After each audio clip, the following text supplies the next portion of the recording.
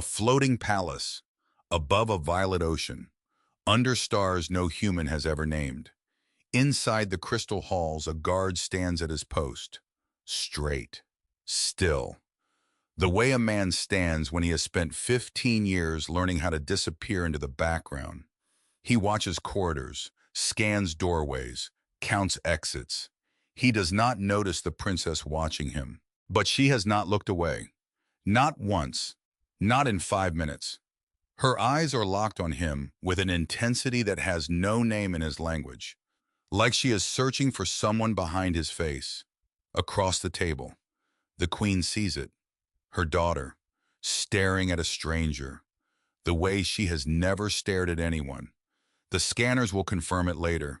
His energy matches a dead king's, but the machines are not what should worry him. The general who loved that king is already listening, and he is not the forgiving kind. Declan Hale had guarded embassies on 3 continents. He had escorted diplomats who argued about trade routes for 12 straight hours. Once, without a bathroom break, he had protected a senator who believed every reflective surface was secretly a sniper scope, which meant mirrors, windows, spoons. The man had once tackled a waiter carrying a silver tray. Declan had handled all of it. Calm, professional, steady. But none of those assignments, not a single one, had prepared him for standing inside the royal palace of an alien empire. While gravity politely disagreed with his sense of balance, the palace of Valdris floated, not hovered, not hung suspended by visible cables or clever engineering. Floated, above a vast violet ocean that shimmered like liquid glass beneath a sky full of stars he didn't recognize. Massive, transparent towers curved upward like frozen waves, each one threaded with glowing pathways where silent energy currents moved like rivers of light. Declan had seen advanced technology before: military drones, quantum encrypted communication arrays, a coffee machine at the Pentagon that somehow cost $11 million. But this was something else entirely. The Capitol didn't feel like a building. It felt like a living organism, one that had decided architecture was a hobby, and gravity was more of a suggestion than a rule. He had arrived on Valdris 4 days ago, aboard a diplomatic transport that smelled like recycled air and cautious optimism. The journey had taken 11 days, during which Declan had memorized every page of the briefing packet, studied the language basics, practiced the formal salute 700 times until his arm threatened to file an independent grievance. The transport had dropped out of faster-than-light travel above the planet, and Declan, who had seen his share of impressive sights, had pressed his face against the observation window like a child seeing snow for the first time. Valdris hung in space like a jewel someone had dropped in an ocean of stars, violet and silver and impossibly beautiful. Oceans covered most of the surface, not blue like Earth's oceans. Violet, deep, luminous, as if the water itself had decided to glow. The capital city was visible from orbit, a cluster of crystal towers rising from the ocean like frozen lightning, connected by bridges of light, surrounded by floating platforms that served as landing zones for ships arriving from across the galaxy. Declan had straightened his uniform, checked his reflection, taken a breath. Just a job. Standard protection detail. 3 months. Stay professional. Don't embarrass the species. 4 days later, he had already threatened a chair, nearly saluted a statue, and become the subject of intense scientific scrutiny because his emotional energy apparently matched a dead alien king. So much for not embarrassing the species. Declan stood near the entrance of the royal audience chamber, hands folded behind his back, posture straight, the way 15 years of security training demanded. His uniform was immaculate, pressed, not a wrinkle. His eyes scanned every corridor, every balcony, every floating object that drifted past like it owned the place. Professional, alert, focused. His inner thoughts, however, were far less professional. Do not stare at the ceiling. He stared at the ceiling. Guards are not supposed to stare at ceilings. The ceiling was not helping. It shifted color slowly, like a sunrise trapped in amber, like someone had taken the most beautiful dawn he had ever seen and stretched it across an impossible surface that breathed with light. Stop staring. He looked away, looked at the corridor. The corridor looked back. Not literally, probably. He wasn't sure anymore. And that was when he noticed it. The thing that would change everything. Though he didn't know that yet. Because when you are standing in an alien palace trying not to be impressed by a ceiling, you tend to miss the important things. The princess was staring at him. Princess Alina sat beside her mother at the long ceremonial table. The royal council was discussing things that sounded extremely important and extremely complicated. Declan caught fragments from across the room.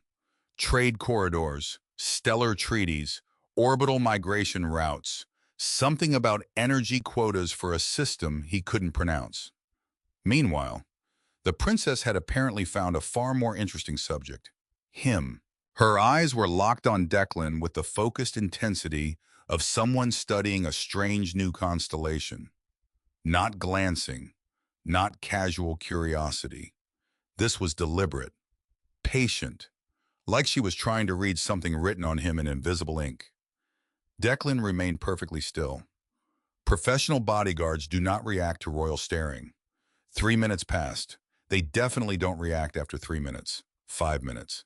Okay, 5 minutes of direct eye contact from an alien princess is above my pay grade. He kept his gaze forward, jaw steady, but inside. His mind was sprinting. Did I do something wrong? Did I salute the wrong person? He replayed the morning. He had saluted a royal officer near the docking platform. Correct protocol. He had nodded politely at a floating translator drone. Maybe unnecessary, but politeness cost nothing. He had almost saluted a decorative statue near the entrance hall. Almost. Because the statue had been extremely realistic. And for one terrible second, he could have sworn it moved. It didn't. Probably. He had recovered smoothly. Walked past it with the calm confidence of a man who had absolutely not just mistaken carved stone for a living dignitary. So, everything seemed normal. No obvious mistakes. No cultural violations. Yet the princess continued watching him, like he had personally invented gravity, and she wanted to know why. Declan shifted his weight slightly, just slightly. The floor moved, not dramatically, not an earthquake, just a gentle, almost polite adjustment, as if the building itself had decided to redistribute pressure for structural comfort. Declan's left foot slid 2 inches. He recovered instantly, smooth, professional, not a flicker of panic on his face. Inside his skull, a different story. If the floor does that again, I am absolutely pretending it was intentional. He glanced down at the tiles, glowing, faintly pulsing, like a heartbeat. The floor has a heartbeat. That's fine. Everything is fine. When he looked up again, Alina was still watching. And now, there was something new in her expression. She looked amused.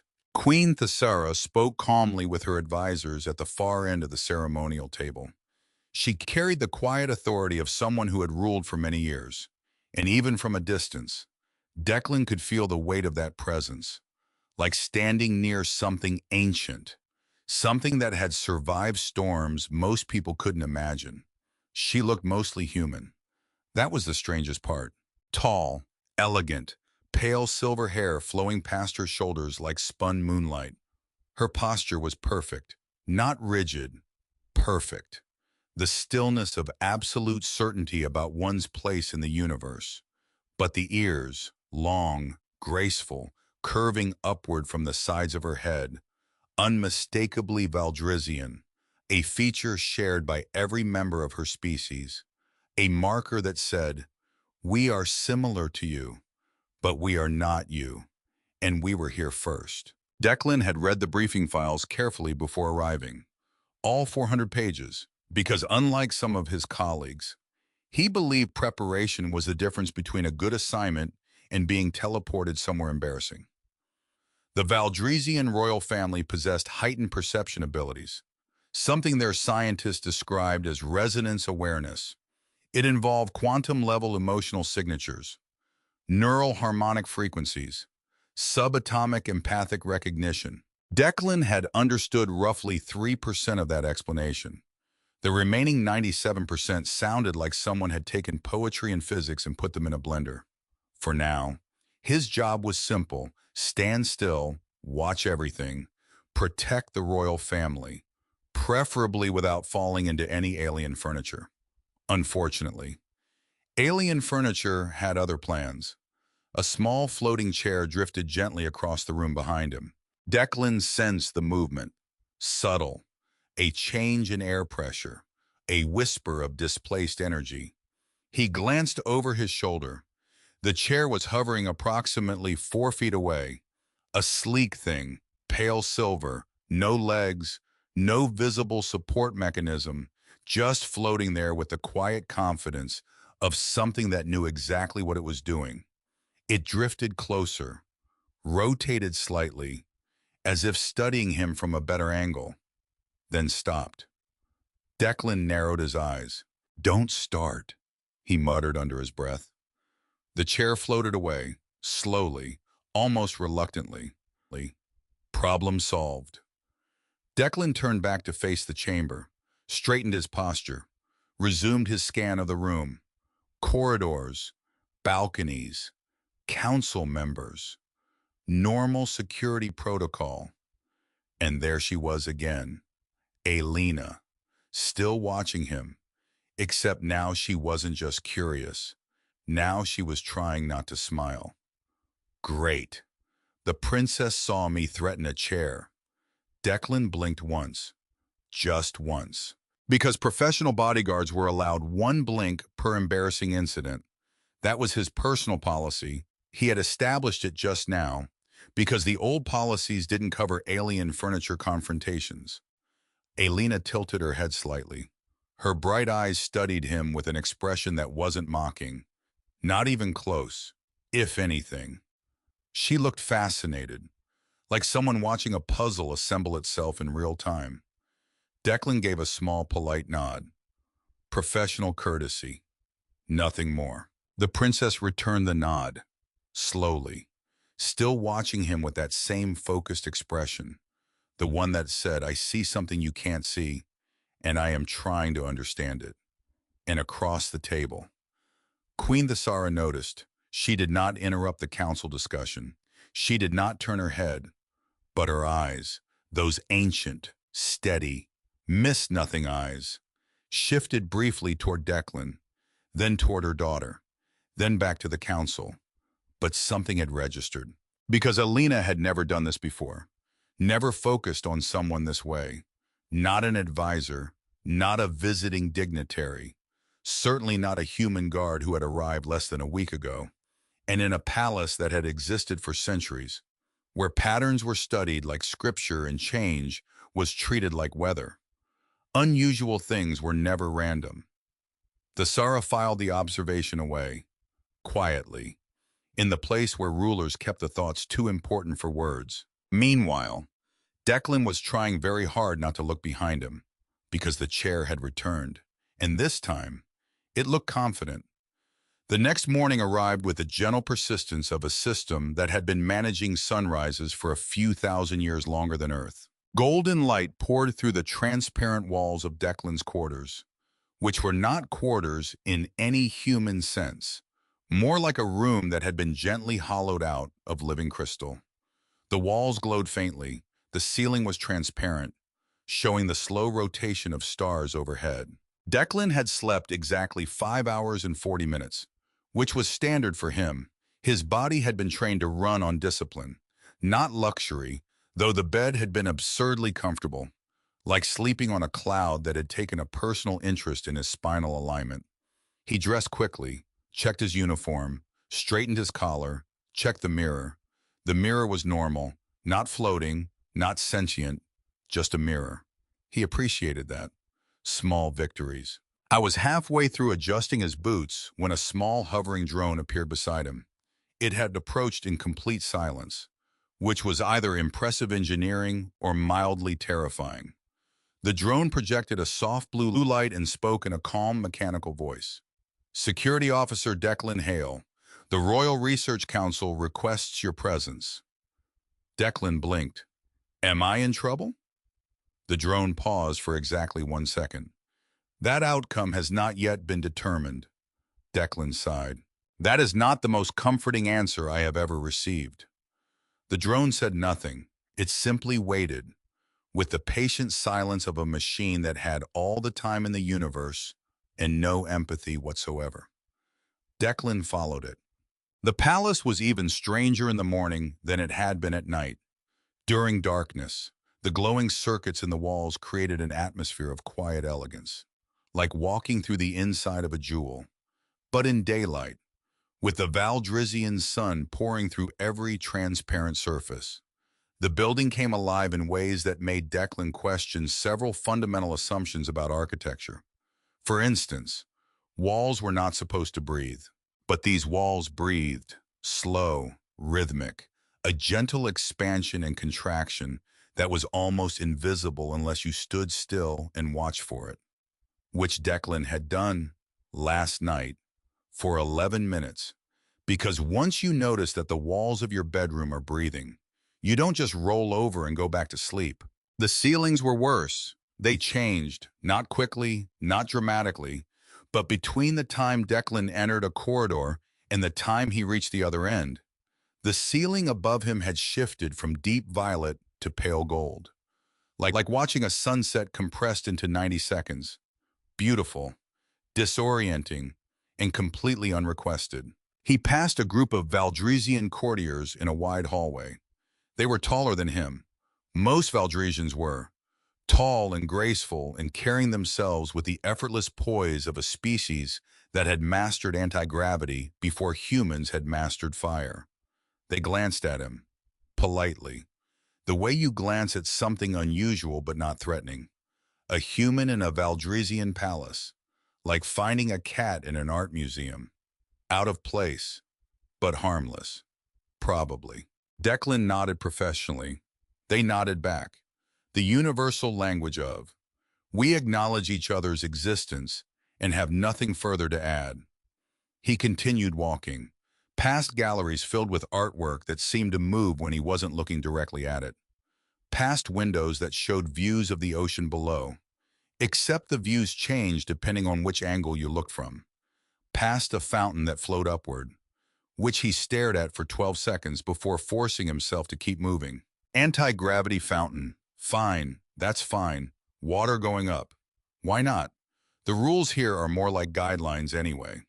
The drone led him through a connecting bridge between two towers. The bridge was transparent, completely. Floor, walls, ceiling, nothing but crystal clear material between Declan and a 2,000-foot drop to the violet ocean below. He kept his eyes forward, directly forward, absolutely, unwaveringly, forward. His hands did not shake. His breathing did not change. He was a professional. Professionals did not have problems with transparent bridges over impossible drops. His left hand gripped his belt slightly tighter. That was coincidental. The corridors of the palace curved like streams of silver glass. Their surfaces glowed with living circuits that pulsed faintly, like veins, like the building was breathing.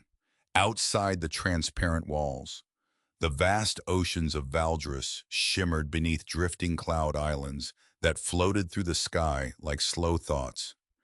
Declan walked steadily, eyes forward, posture correct. Though he occasionally felt the strange sensation that the floor was politely adjusting itself to match his stride. At one point, the corridor tilted slightly upward. Declan stopped. The corridor stopped. He looked down. All right, he muttered softly. I respect the technology, but let's keep gravity mostly normal today. The corridor did not respond, but it did flatten. That felt intentional. The building is listening. He continued walking. Don't think about that. Don't think about the building listening, just walk. The drone guided him into a large circular chamber. It looked like a laboratory designed by someone who had never encountered a straight line and was philosophically opposed to the concept. Floating rings rotated slowly in midair. Transparent screens displayed symbols he couldn't read. Several Valdresian scientists stood near a wide platform that glowed with shifting patterns of light. One of them stepped forward. Tall, long copper-colored hair, the same elegant upward curving ears. She carried herself with the precise confidence of someone who had spent decades measuring things most people couldn't see. Officer Hale, Declan gave a respectful nod. Please tell me this isn't about the chair. We would like you to stand on that platform for a moment.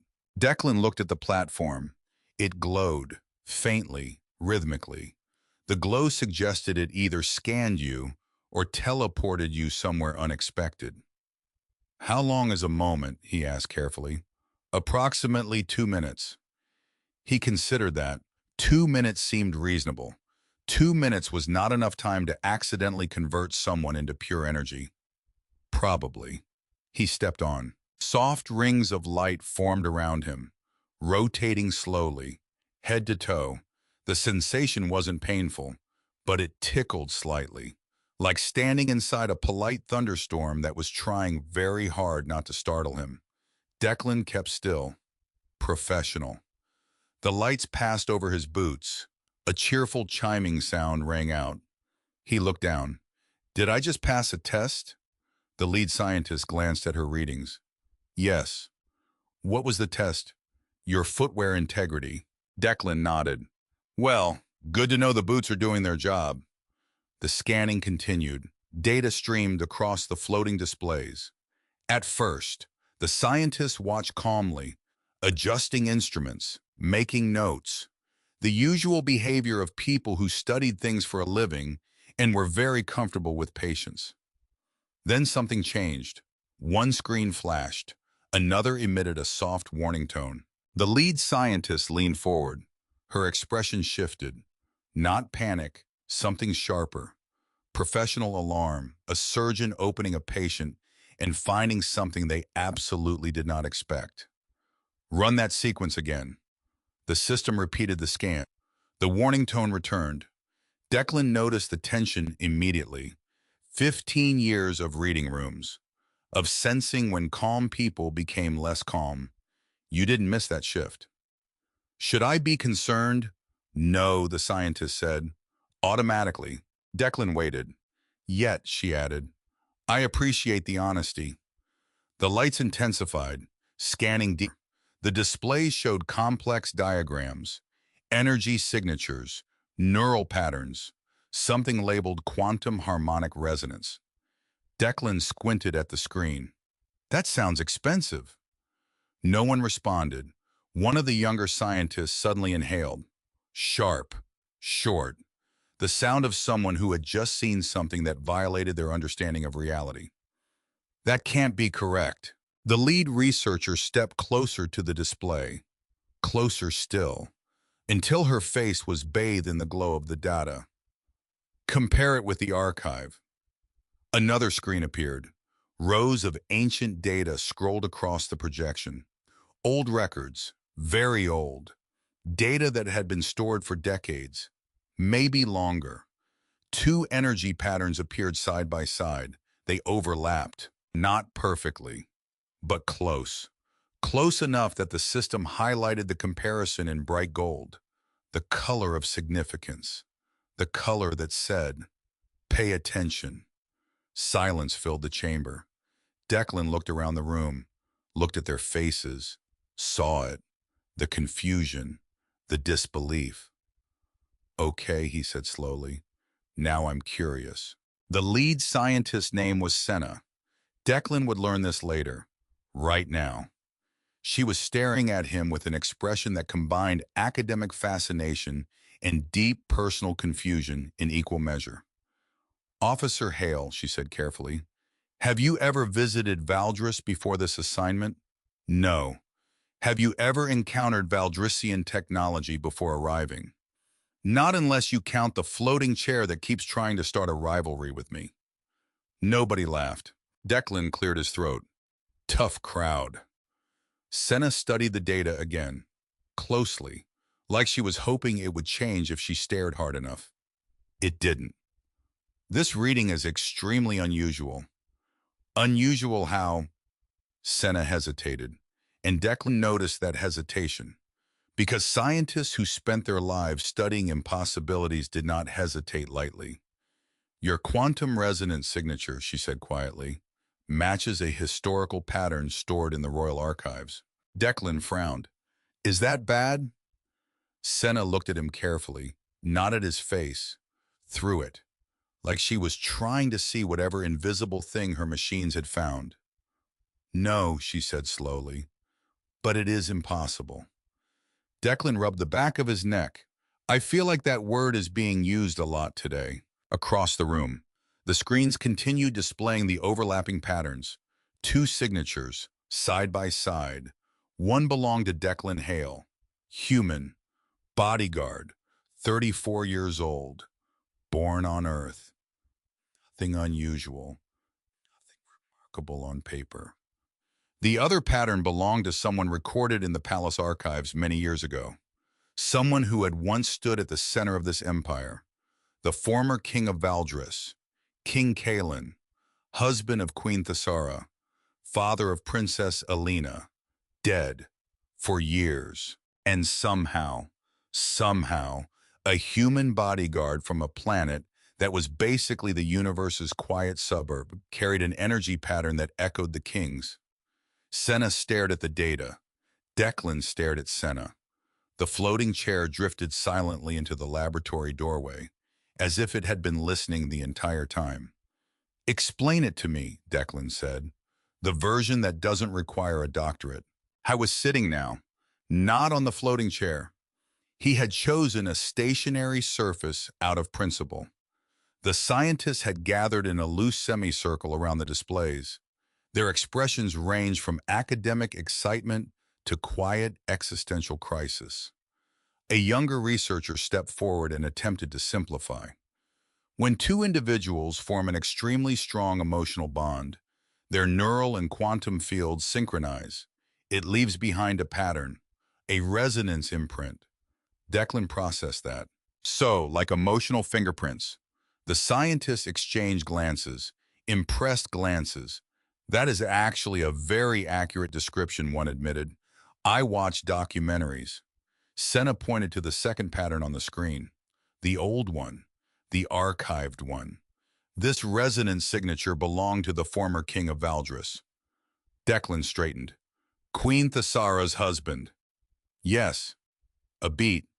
And you're telling me my emotional fingerprint looks like his? Not identical, Senna corrected quickly, but close enough that our systems classify it as a resonance match.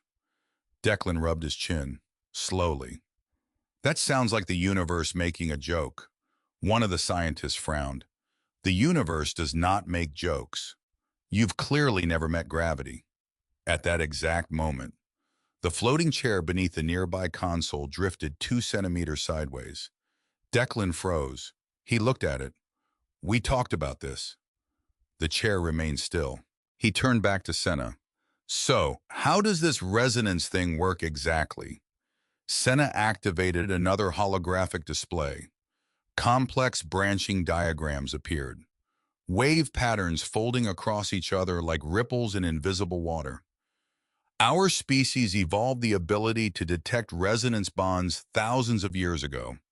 It helped our ancestors recognize deep connections between individuals. Connections like what family friendships? Sometimes, yes. Yes, she paused. Declan noticed the pause. And sometimes, soul bonds. The room went very still. I'm sorry, Declan said. Did you just say soul bonds? It is a scientific classification. That sounds suspiciously mystical for science. It is measurable. So is my blood pressure right now, which I'm guessing is high. Senna ignored that. She pulled up another layer of data. The resonance recognition system categorizes connections by depth. Friendship bonds are common. Familial bonds are strong. Soul bonds are, let me guess, extremely rare. Yes, Declan leaned forward slightly. And Princess Elena, she can sense these things. The scientists looked at each other again. That look, the one that meant someone was about to confirm something uncomfortable. Yes, Senna answered. Children of the royal bloodline often develop heightened resonance perception at a young age. The princess has always been particularly sensitive. Declan exhaled slowly. So let me make sure I understand this. He pointed at the display. Your scanners say I carry an emotional energy pattern similar to the Queen's late husband. Yes. And the princess can feel that somehow. Yes. And that's why she's been staring at me like I'm a crossword puzzle she can't finish. That is a reasonable interpretation. Declan rubbed his forehead. And this is the part where everyone starts assuming I'm secretly the ghost of a space king. Senna shook her head quickly. No, that would be extremely unscientific. Good. She paused. However, Declan closed his eyes. There's always a however. It does suggest that your quantum signature resonates with his in ways we cannot yet fully explain. So the official explanation is cosmic coincidence. That is currently the most responsible theory. Declan stared at the glowing patterns for a long time. 2 fingerprints, side by side, his and a dead king's. He stood up from the scan platform and walked to the far side of the laboratory, away from the screens, away from the scientists. He needed space, physical space, the kind of room that didn't come with holographic displays showing you things you weren't ready to understand. There was a window, a real one, not a display, not a projection, just transparent crystal between him and the vast Valdresian sky. He looked out.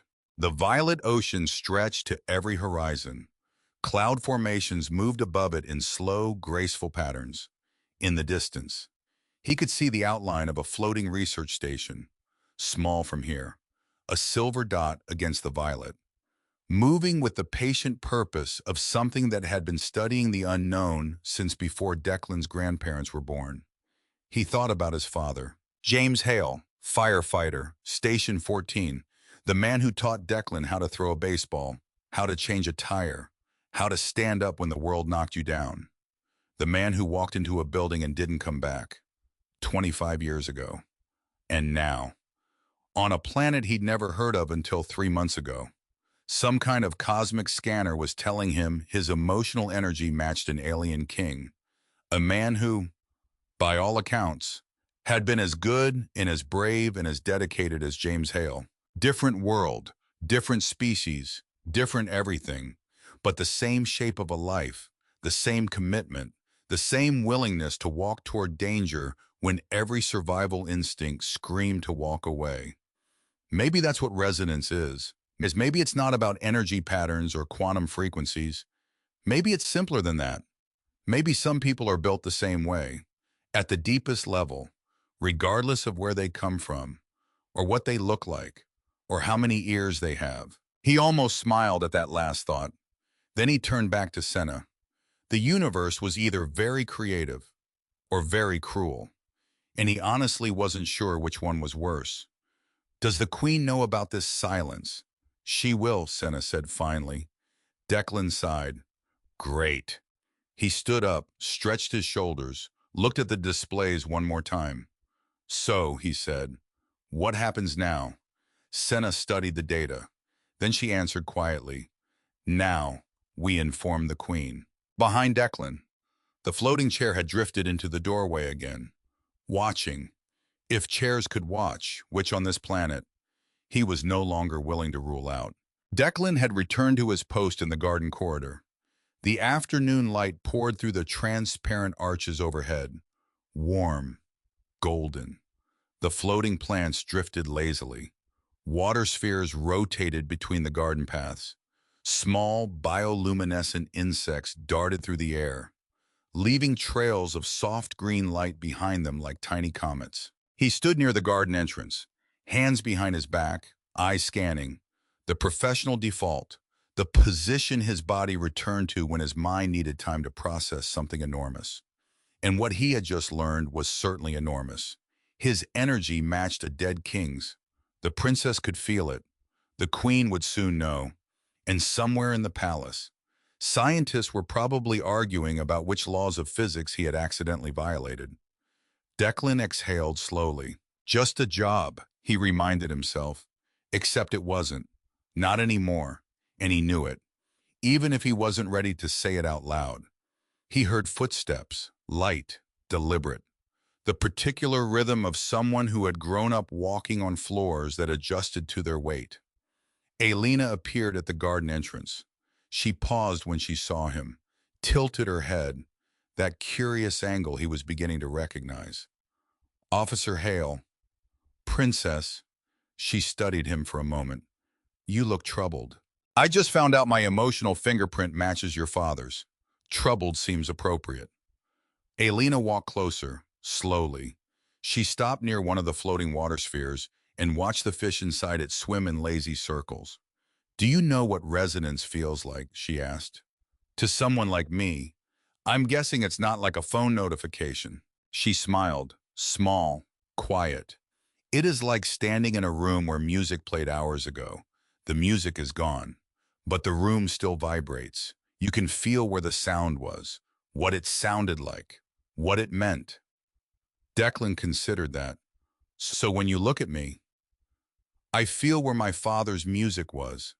She said it simply, without drama, without tears, just a fact, clear and steady and impossibly sad. Declan nodded slowly. I'm sorry. You keep saying that. It keeps being true. She looked at him, really looked at him, and Declan felt something he couldn't explain. A warmth, not physical, deeper, like someone had turned on a light in a room he didn't know existed inside himself. You feel familiar, she said softly, but also completely new. That is what confuses me. Princess, I confuse myself on a daily basis. You're in good company. Alina laughed, soft, brief, but real. The first genuine laugh he had heard from her since arriving. Above the garden, unseen sensors in the palace walls recorded a quiet pulse, a small increase in resonant synchronization between two individuals. The palace hummed, gently, as if pleased. Somewhere else in the palace, Princess Alina had stopped walking. Actually, she had been walking just moments ago, through the upper garden, a terrace of floating water pools and drifting crystalline flowers that caught the light and scattered it into tiny rainbows. The air smelled like something between rain and starlight. Though Declan would have told you that description didn't make sense. And he would have been right, and also wrong. She had been thinking about the council meeting, about trade routes and energy quotas and all the things she was being trained to understand because someday this empire would be hers. And then she stopped, because something flickered at the edge of her awareness. A feeling, not a thought, not a memory. Something deeper, something her people had a name for but other species didn't. Resonance. Like hearing a melody you knew you had heard before, but couldn't place. Like walking into a room and knowing someone important had just been there, even though no one was. She looked up, toward the research towers, where she knew the Science Council worked, where she knew something was happening. She couldn't explain how she knew. She just did. And the feeling wasn't confusion, wasn't fear, it was recognition. The kind that happens before understanding catches up. The Royal Observatory Tower was the highest point in the palace, a place where the Valdresian court studied stars, and occasionally, the strange behavior of fate itself.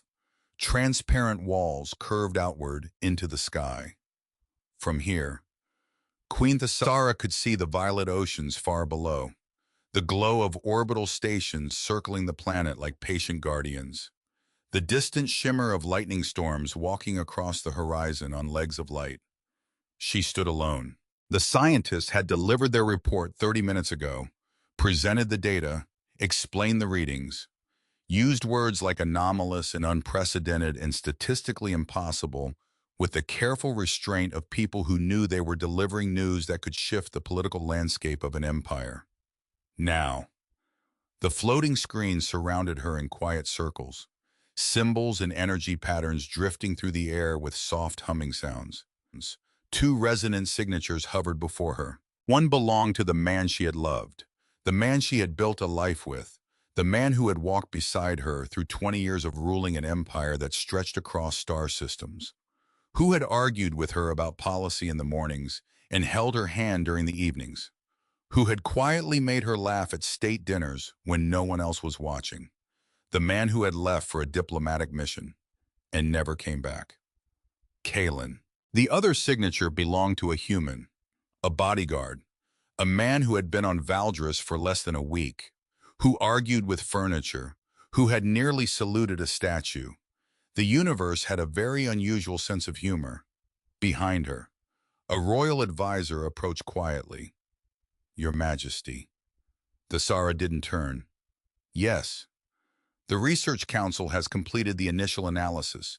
The results are unusual." The Sara finished. The advisor hesitated. "Yes." The Sara studied the two patterns, floating side by side, not identical, close enough that the ancient recognition systems of her species, systems that had evolved over millennia, refused to ignore the match.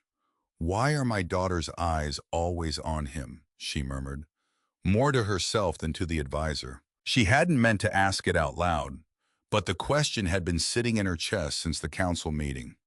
Since she had watched Elena watch this human with an intensity the princess had never shown toward anyone outside the family. And now she understood why. Elena was sensing the resonance, the echo of her father, in a stranger. The advisor waited, uncertain. The Sara turned from the window. "Where is he now?" "Officer Hale has returned to his post, the garden corridor." The Sara was quiet for a moment, processing, the way rulers process, not just the information, but the implications, the consequences, the weight of every possible response. Then she walked toward the window and looked down, far below, through the transparent towers and curving glass walkways of the palace. She could see the garden corridor, and there, standing near the entrance, was Declan Hale. He stood slightly too straight, the way someone does when they're trying very hard not to look nervous, and near the garden path, walking toward him, was Elena, her daughter, who had carried a quiet sadness for years, who had smiled rarely, laughed even less, who had mourned her father in the silent way of someone too young to understand death, but old enough to feel its weight. Elena was walking toward the human, and even from this distance, even from high in the observatory where stars were studied and fates were measured, the Sara could see it. Her daughter was smiling. Something shifted in the queen's chest. Not suspicion, not alarm. Something far more dangerous. Hope. And the Sara stood there, looking down. A queen who had survived wars and betrayals in the death of the man she loved most. Staring at a human bodyguard who argued with chairs, wondering what the universe was trying to tell her. And somewhere in the garden corridor below, the floating chair drifted quietly past Declan's left shoulder. He pointed at it, without turning. "I know you're there." The chair stopped, and far above, the queen watched and waited, because unusual things were never random. And this, whatever this was only beginning. News travels fast in palaces, faster than light, faster than policy, faster than the people who desperately wish it wouldn't. Within 48 hours of the resonance scan, every member of the Valdrisian royal court knew about Declan Hale. Not his name, not his rank, not his 15 years of service record, or the fact that he had once disarmed a man twice his size, using nothing but a folding chair in extremely good timing. No, they knew one thing. The human guard carries the resonance echo of King Caelan. That was all it took. One sentence, whispered through corridors that literally hummed with energy, passed between advisors who traded information the way other species traded currency, delivered in quiet voices behind closed doors that weren't quite closed enough. And somewhere in the military quarter of the palace, a man heard the news, and his hands went still. The news had reached the kitchens first, because palace kitchens were the true nerve center of any royal court. Regardless of species, regardless of technology, regardless of how many floating screens and quantum communicators you had, information moved fastest through the people who fed everyone. A chef had overheard a junior scientist discussing the scan results in the dining corridor. The chef told the head steward. The head steward mentioned it to the queen's personal attendant. The attendant mentioned it to the head of household, and the head of household, being the most experienced gossip in the palace, did what experienced gossips do. Nothing. She said absolutely nothing to absolutely nobody for approximately 12 minutes. Then she told everyone. By the end of the first day, the story had been told, retold, embellished, simplified, misunderstood, corrected, and embellished again. The basic facts survived the telephone game mostly intact. There was a human guard. He had a strange energy reading. It matched the dead king's. The interpretation, however, varied wildly. Some believed the universe had sent a sign, a blessing, a message from King Caelan himself, that it was time for the empire to move forward. Others believed it was a trick, a manipulation, an alien conspiracy disguised as cosmic coincidence, and a few, a very quiet few, believed it was simply what it appeared to be, an impossible thing that had happened, in a universe that specialized in impossible things. The truth, as always, was more complicated than any of them imagined. General Rovik had served the crown for 31 years.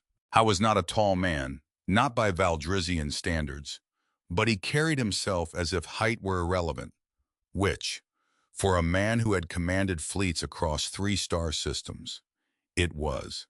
His face was weathered in the way of soldiers who had seen too much and chosen to keep seeing anyway. Deep lines around the eyes, a jaw that seemed permanently set, silver white hair cut short, military short, the kind of cut that said, "I do not have time for vanity. I have an empire to protect." He stood in his private quarters, staring at a display he had activated the moment the news reached him. 2 resonance patterns, side by side. One he recognized immediately, because he had spent 23 years standing beside the man who owned it. King Caelan, his king, his commander, his closest friend. The man who had once pulled Rovik out of a collapsing warship with one hand while giving tactical orders with the other. The man who had trusted Rovik with his life, with his family, with everything. The man Rovik had failed. Because when Caelan left for that diplomatic mission 7 years ago, Rovik had not gone with him. Not because he chose to stay, because the queen had ordered him to remain, to protect the palace, to guard what mattered most while the king handled negotiations in a distant system that was supposed to be safe. Supposed to be. The mission failed. The ship was ambushed in neutral space. A political assassination disguised as a systems malfunction. By the time rescue teams arrived, King Caelan was dead, along with 11 members of his delegation, and Rovik, the man whose entire purpose was to stand between his king and danger, had been standing in a palace corridor, 3-star systems away, doing nothing. That guilt had lived inside him for 7 years. A quiet fire that never went out, never dimmed, just burned, steady, patient, eating everything it touched. Now, he stared at the second resonance pattern, the human's pattern, and the fire inside him roared. Rovik walked to the far wall of his quarters, where he kept the things he never showed anyone. A cabinet, simple, unadorned. The only object in his room that wasn't standard military issue. Inside it, a small collection of items that would mean nothing to anyone else in the galaxy. A command pin from Caelan's first warship, tarnished now. Rovik had been there the day the king earned it, a young commander, too brave, too reckless. Rovik had pulled him out of an ambush that day, the first time he saved the man who would become his king, not the last, until it was. A holographic image, small, personal. Caelan and Rovik standing on the observation deck of a battlecruiser, both younger, both laughing at something neither of them would remember later. The image captured a moment so ordinary it hurt. Two friends, standing together, believing they had all the time in the universe. They hadn't. Rovik touched the image, gently, the way you touch things that are too fragile for the strength of your grief. I had sworn an oath the day Caelan was crowned, a personal oath, beyond duty, beyond service. He had looked his king in the eye and said, I will stand between you and anything that tries to take you from this world. Caelan had laughed. Open, generous, without a trace of cynicism, he had said, Rovik, I believe you, but the universe is very large, and we are very small.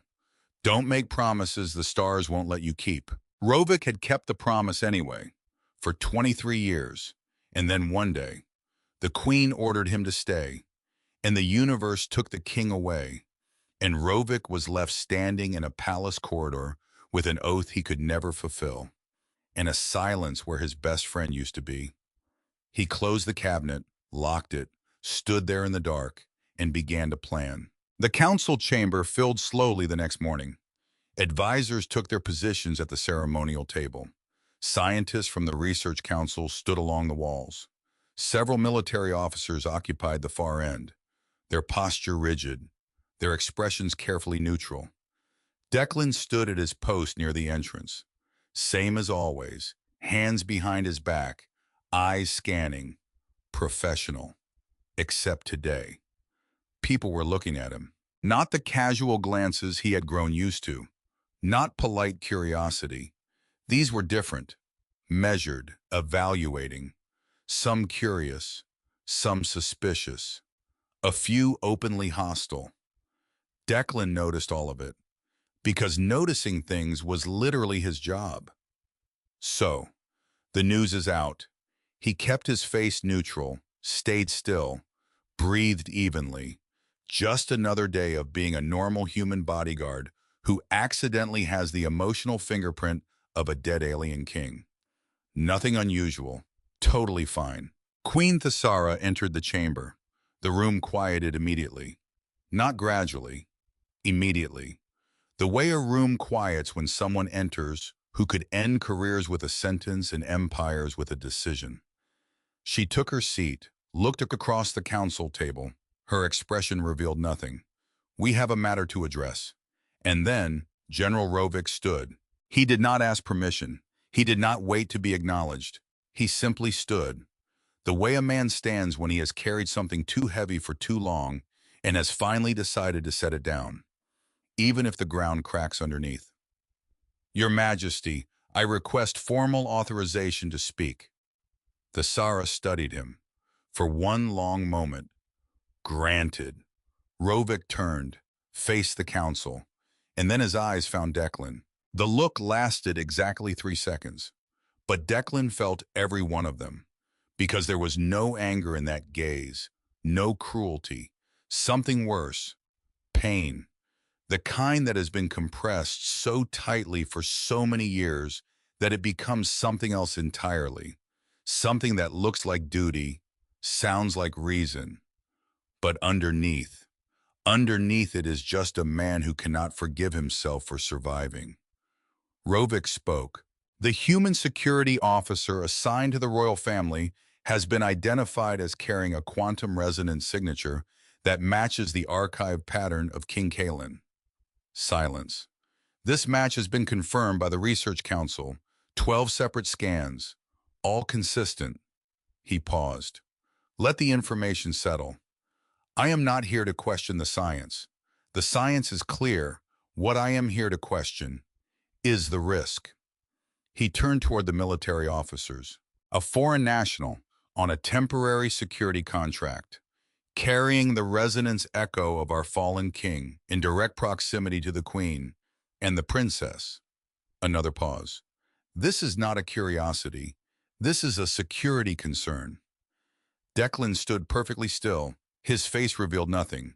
Inside, his mind was working. He's not wrong. From a security perspective, he's absolutely not wrong. A stranger walks into your most protected space carrying the emotional signature of your dead leader. You'd be insane not to question it. Rovik continued, his voice steady, controlled. We do not know why this resonance exists. We do not know if it can be manipulated. We do not know if external forces could exploit this match to access the royal family's emotional defenses. He looked at Thesara. Your Majesty, I recommend the immediate reassignment of Officer Hale to a post outside the palace perimeter, pending a full investigation. The chamber hummed with quiet tension. Thesara was quiet for a long time. Then she spoke. The reassignment is approved. Officer Hale will be moved to the outer garden perimeter, effective immediately. She looked at Rovik. The investigation will proceed under the oversight of the Research Council, not the military. Rovik's jaw tightened. Barely. But Declan caught it. As you wish, Your Majesty. And just like that, Declan Hale went from guarding the royal family inside the most advanced palace in the galaxy to watching a garden path on the outskirts. He didn't argue, didn't complain, didn't say a word. Because sometimes the most professional thing a man could do was accept the demotion with the same posture he had earned the position. Straight, steady, silent. And if the floating chair followed him to his new post, drifting 3 feet behind him like a loyal hound, well, at least someone was on his side. The outer garden perimeter was beautiful, in the way that exile locations are sometimes beautiful, which only makes them worse. Transparent arches curved overhead, letting golden sunlight pour through in warm rivers of light. Floating clusters of blue flowers drifted slowly through the air, lazy, unhurried, like constellations that had decided to take the day off.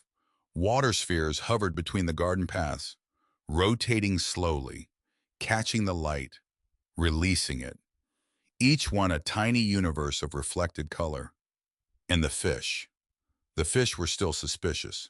Elegant silver creatures swam through the floating water spheres with graceful, slow movements. Then one of them had blinked at him. Not like a fish, more like someone who understood the concept of sarcasm. Declan pointed at the sphere. I know what you did. The fish blinked again. Declan crossed his arms. Don't think I forgot. The floating chair hovered near the wall, perfectly still. Declan glanced at it. You followed me. The chair did not respond. I want you to know, that's either loyalty or poor judgment, and I respect both. The chair rotated 2 degrees. Stop that. She came on the second day. Declan heard her before he saw her.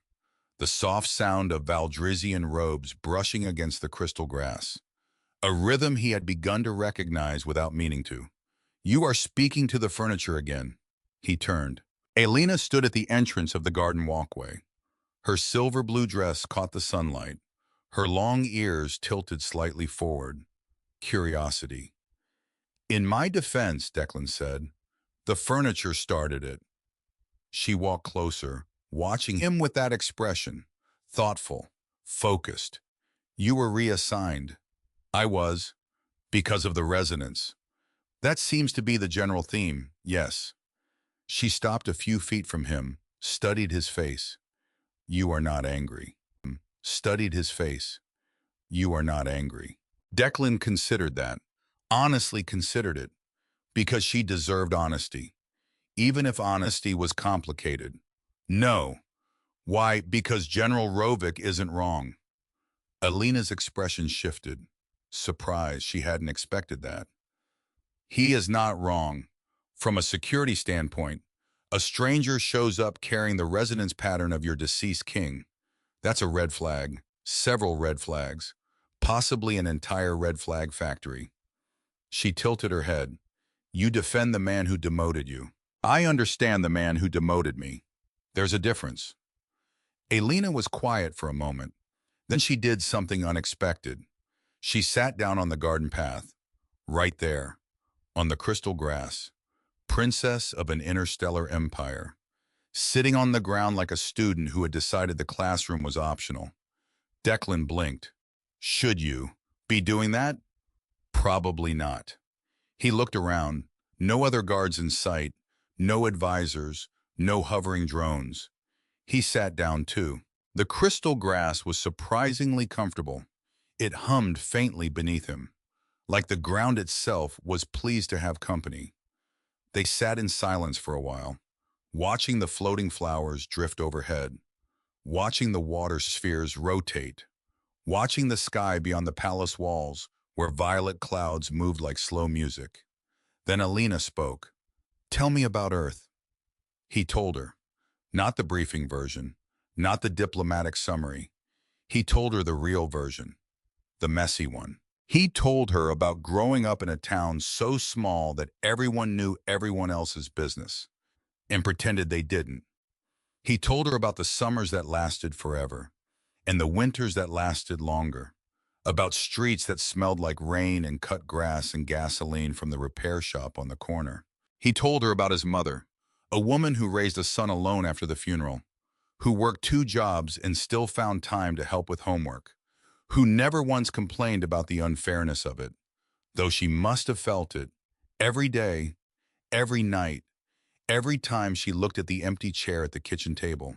He told her about school, about being the quiet kid who sat in the back of the class and watched everything, about the day a teacher asked him what he wanted to be when he grew up, and he had said, someone who keeps people safe, not a firefighter, not a soldier, not a police officer, just someone who keeps people safe. The teacher had thought it was sweet, a child's idealism. Declan had meant every word. I told her about the day he enlisted, about basic training, about learning to read rooms and assess threats and move through spaces like water, about discovering that the thing he was best at in the world was standing between other people in danger. And then he went quiet for a moment, looking at his hands, and then he went quiet for a moment, looking at his hands. I lost my father when I was young, he said, simply. He was a firefighter. He went into a burning building to save someone. The someone wasn't there, but the fire was. Elena didn't speak. She listened, with her whole body, the way her species listened. Declan looked at the sky. That's why I became a bodyguard. I couldn't save him, so I decided to spend my life standing between other people and the things that could take them away. A long silence. The floating flowers drifted overhead.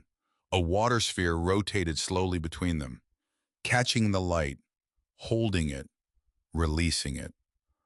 My father left for a diplomatic mission, Elena said softly, 7 years ago. Declan turned to look at her. It was supposed to be routine, safe. He had done hundreds of missions like it. She paused. His ship was ambushed in neutral space. A political assassination. They made it look like a malfunction. She looked at her hands. General Rovic was supposed to go with him. My mother ordered him to stay, to protect the palace. Declan felt something tighten in his chest, because now he understood. Not just the facts, the shape of it, the weight. Rovic didn't hate him. Rovic was drowning, in guilt, in grief, in the unbearable certainty that if he had been on that ship, if he had disobeyed the Queen's order, just once, his king would still be alive. And now a stranger had walked into the palace carrying an echo of the man Rovic had failed to save. I'm sorry, Declan said. Not the automatic sorry, not the polite sorry, the real one. The kind that comes from someone who knows exactly what loss sounds like. Elena looked at him. You understand. Yeah, Declan said quietly. I understand. They sat in the garden for a long time after that, not speaking, just sitting. 2 people who had lost their fathers, in different galaxies, in different ways. But who knew, with absolute certainty, that some empty spaces never fill. They just become part of you, and you learn to build around them. The silence between them was comfortable, not the awkward silence of strangers searching for words, the settled silence of two people who had said something honest and were resting in the space it created. After a while, Elena reached into the folds of her robe and produced a small set of crystalline stones, pale blue, almost translucent. They caught the light and scattered tiny rainbows.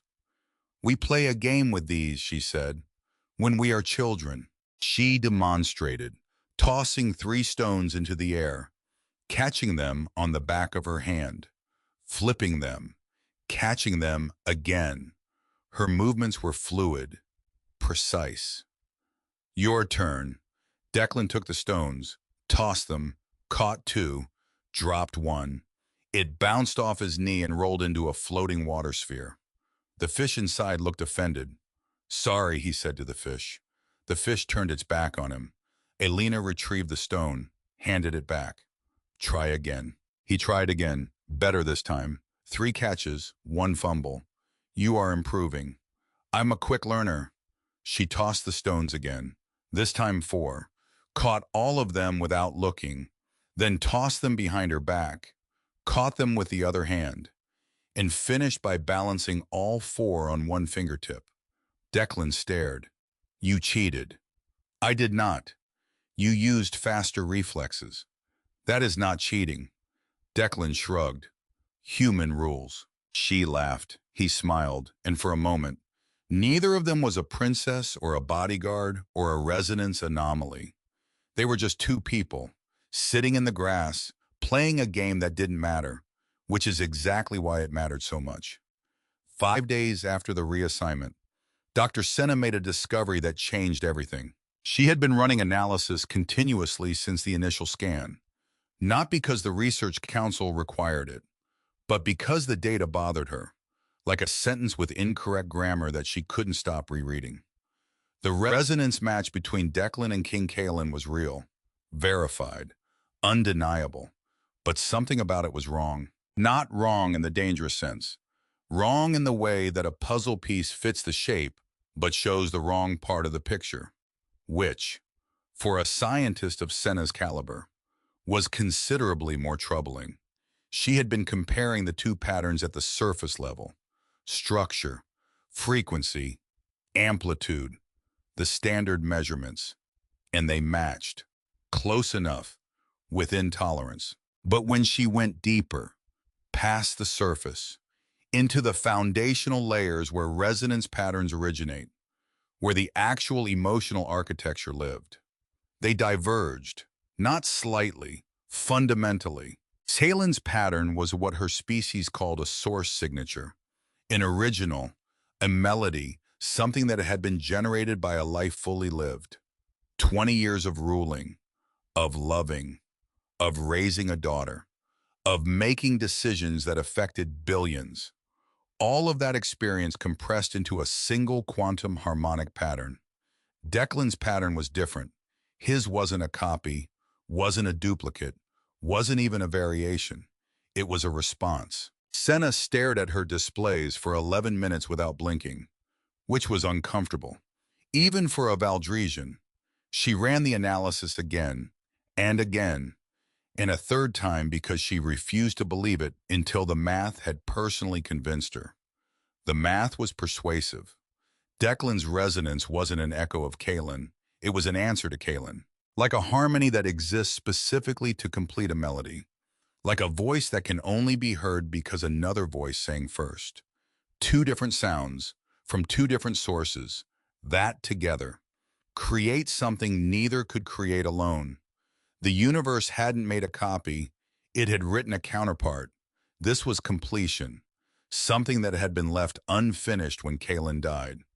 A resonance pattern interrupted, cut short, like a song that stops mid-note.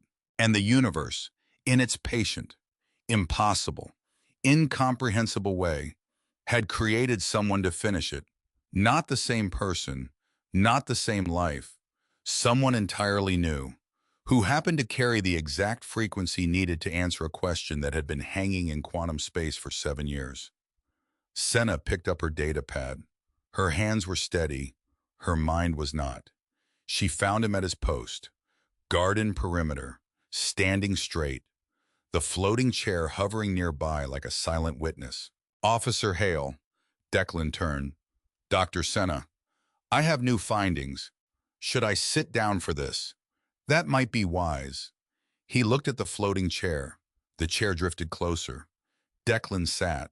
The chair held perfectly still. All right, Declan said. I'm sitting in the conspiracy chair. Go ahead. Senna activated a portable display. The holographic patterns appeared between them. Your resonance pattern is not a copy of King Caelan's. Declan raised an eyebrow. I thought that was the whole issue. It was, until I looked deeper, at the surface. Your signatures match, close enough to trigger every detection system we have. But at the foundation, they are fundamentally different structures. Different how? Senna paused, choosing her words carefully. His pattern is a melody. Yours is the harmony. Declan stared at her. Not a copy, a completion. He was quiet for a long time. You're saying the universe didn't make another hymn? No. It made the answer to him. Yes. Declan looked at the display, at the two patterns, side by side but fundamentally distinct. That's, he stopped, started again. That's actually worse. Senna frowned. Worse. Being a copy is simple. People can dismiss a copy, a glitch, but being the answer to someone, he rubbed his face. That sounds like responsibility. Senna watched him carefully. You are the first human I have met who responds to scientific revelation with philosophical dread. I'm a bodyguard. Dread is my second language. Despite herself, Senna almost smiled. Declan looked at the patterns again. Does the princess know? Not yet. The queen. I will inform her today. Declan nodded slowly. Dr. Senna. Yes. When you tell the queen, tell her something from me. Senna waited. Tell her I didn't ask for this, and I don't fully understand it, but I'm not running from it either. Senna studied him for a long moment, and for the first time since the initial scan, she felt something that had nothing to do with science. Respect. That night, they came for him. The garden perimeter was quiet after dark. The floating flowers dimmed. The water spheres slowed their rotation. The bioluminescent paths cast pale blue light across the crystal grass. Beautiful, serene, empty. Declan was making his standard patrol, walking the outer path, checking the entry points, routine that becomes muscle memory after a few days. Left, right, forward, check, repeat. He heard them before he saw them. 4 sets of footsteps, moving in formation, military formation, synchronized movement from years of training together, approaching from behind, faster than patrol speed. Declan's body responded before his mind caught up. 15 years of instinct. You don't survive that by waiting for explanations. He moved, sideways, into the shadow of a garden arch, back against the crystal wall, breathing controlled, heart rate steady, eyes adjusting to the dim light. 4 figures, Valdrizian, military uniforms, no insignia visible, which meant this wasn't official. If it were official, they'd want you to see the insignia. This is something else. They moved past his original position, stopped. One of them raised a hand, a signal, spread formation. They were looking for him. Declan's mind ran the calculations. 4 against 1. They were taller, stronger, adapted to the variable gravity. He was human, shorter reach, slower reflexes by Valdrizian standards. But he had something they didn't, experience with people trying to kill him. The first one found him, came around the arch fast, weapon drawn, some kind of energy baton, glowing, humming. Declan let him get close. 3 feet, 2. Then he moved, low, under the swing, inside the man's reach. Elbow to the ribs, hard. The Valdresian gasped. Declan grabbed the baton arm, twisted. The weapon clattered to the ground. A sweep to the legs. The soldier went down. 1. The second came from the left, faster, already swinging. Declan ducked, used the momentum, redirected the attacker into the garden wall. The crystal surface rang like a bell. 2. The third and fourth came together, coordinated, professional, 1 high, 1 low. Declan took the low hit, chose it, because the low hit meant the ground, and on the ground, he could control the distance. He rolled with the impact, came up with the energy baton. The fourth soldier hesitated, just for a second, just long enough. Declan pressed the baton against the man's chest plate, not hard enough to injure, hard enough to send a message. Don't. The soldier froze. Declan stood in the center of the garden path, breathing hard, baton in hand, blood from a cut above his left eye running down his cheek, the pale blue bioluminescent light casting long shadows around him. He looked at their uniforms, standard military issue, Royal Guard Division. These weren't outsiders, these were palace soldiers. Declan lowered the baton, slowly, set it on the ground, and then he did something none of them expected. He walked away, no report, no confrontation, no accusations, because he understood something they didn't. If he reported this, the palace would split, the military would close ranks, the council would fracture, and Elena would be caught in the middle of a political war between the people who were supposed to protect her. So he walked, back to his post, blood drying on his face, ribs aching, the floating chair drifting silently beside him. "Don't ask," he muttered. The chair floated, silent. For once, he sat on the garden bench, the one solid surface he trusted. The floating chair hovered nearby, maintaining what Declan had come to think of as respectful distance, which was approximately 3 feet. Any closer and Declan would talk to it. Any farther and it seemed to drift back. They had reached an understanding, the chair and the human, the way unlikely allies sometimes do, through proximity, persistence, and a mutual refusal to leave. His ribs ached, a deep bruise, maybe cracked. He'd had worse. A mission in Lagos 3 years ago had left him with 2 broken ribs and a dislocated shoulder. He had finished the job, filed the report, gone to the hospital afterward, in that order. This was manageable. What wasn't manageable was the thinking. Because now, sitting in the dark, with his body reminding him that 4 trained soldiers had just tried to end his career, or his life, or both, Declan had to make a decision, report it, and watch the palace tear itself apart, or absorb it, and protect the people he was here to protect. He thought about Elena, about the way she had sat on the ground, in the garden, like a princess who had decided that formality was less important than honesty, about the way she had told him about her father, quietly, without asking for sympathy, just sharing the weight. He thought about the Sarah, standing at that observatory window, looking down at the gardens with eyes that had watched empires rise and fall and somehow kept watching. I thought about Rovik, sitting alone in his quarters, staring at a dead man's portrait, carrying a guilt so heavy it had calcified into rage. And he made his decision, not the smart decision, the right one. He would say nothing. She found him the next morning, before dawn. Declan was standing at the garden arch. He had cleaned the cut, couldn't hide the bruise, a dark mark above his left eye. Elena stopped 3 steps away. She said nothing. She didn't need to, because her eyes were already doing what her species did better than any other in the known universe.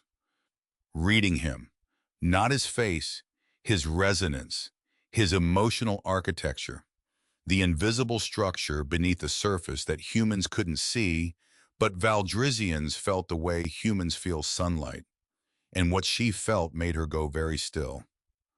You were attacked. Not a question. I'm fine. Do not lie to me.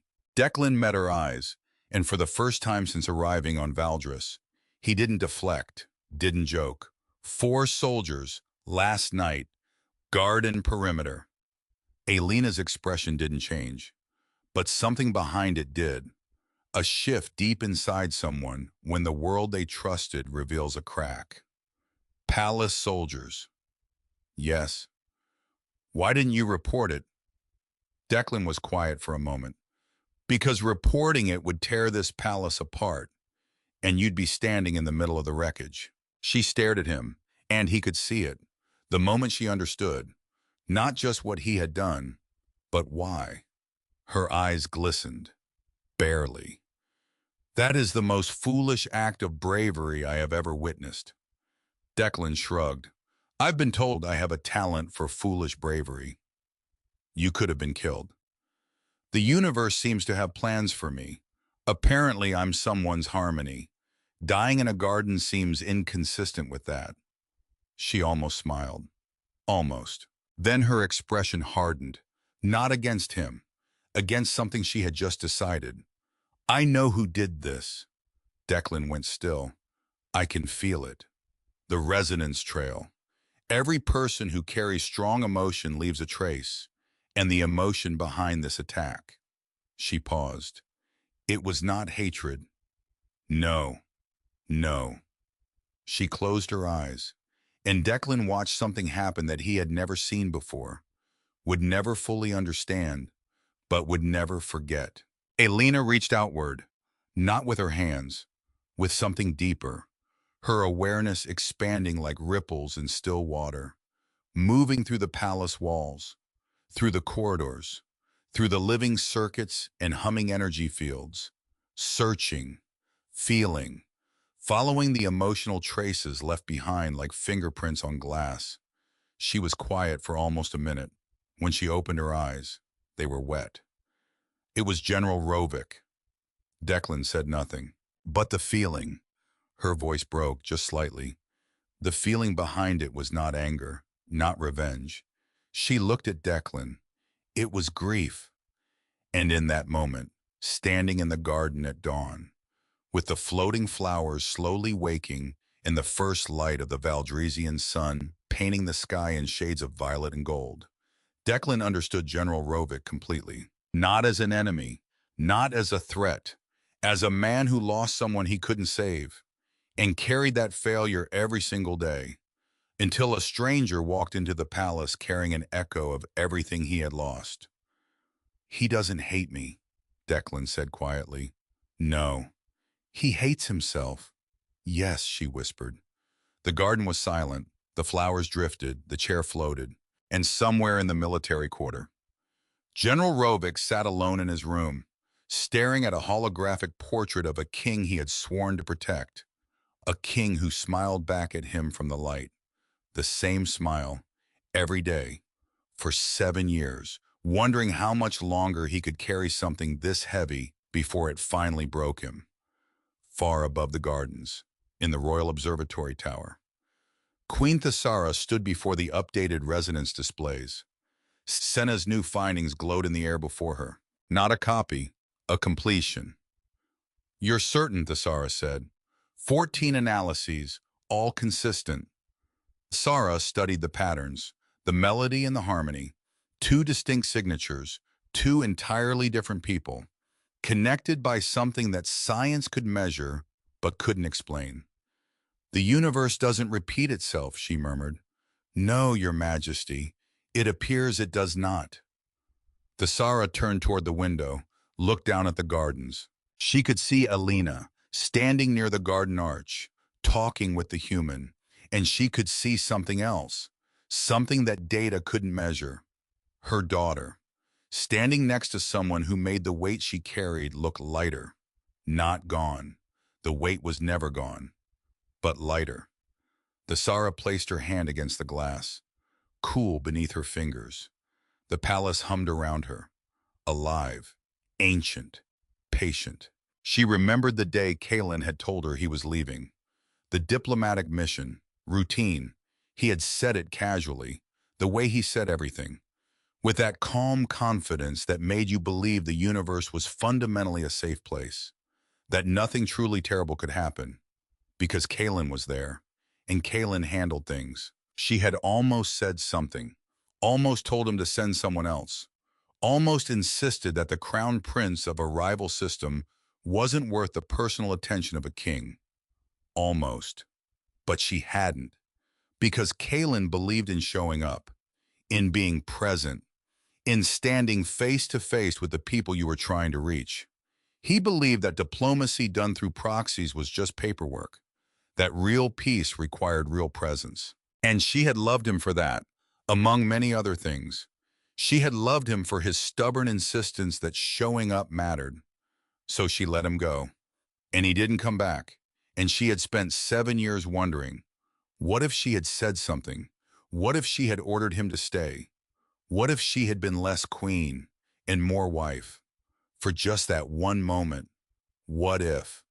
The most poisonous question in any language, in any galaxy. She looked down at the garden again, at Alina, at Declan, and she recognized something. Not in the resonance data, not in the scientific reports, in the shape of what was happening. Her daughter, standing next to a man who made the silence around her less suffocating.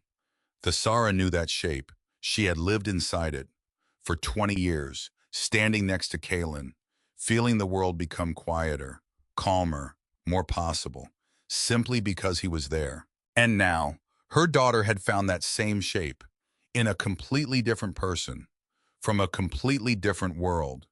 The universe doesn't repeat itself, but sometimes it rhymes, and somewhere in that hum, if she listened very carefully, she could almost hear it.